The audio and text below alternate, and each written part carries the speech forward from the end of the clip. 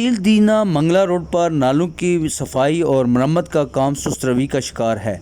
Mangla road के कारोबारी हजरात ने आला हुकाम से शिकायत की है कि मंगला रोड के नालों की सफाई के अलावा नालों की मरम्मत में नाकस मटेरियल इस्तेमाल किया जा रहा है।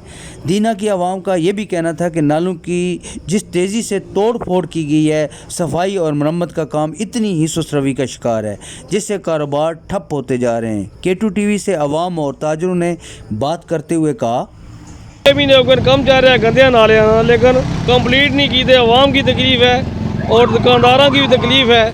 और कुछ जगह तो लैंटर बार, कुछ पड़ियाँ पाइया ने, पड़ियाँ क्रैक हो गई हैं। नाले गंदे सफाई करनी चाहिए नहीं है पहला, फिर इन्होंने लैंटर पाना चाहिए।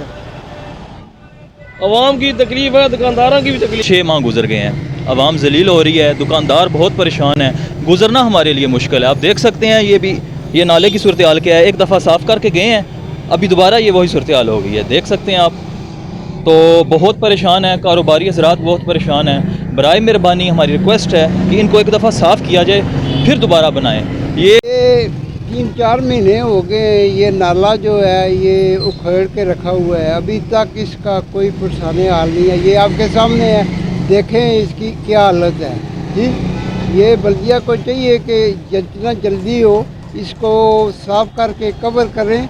तहसील दीना की इंतज़ामिया अवाम की परेशानी को ख़त्म करने में अपनी ज़िम्मेदारी पूरी करें।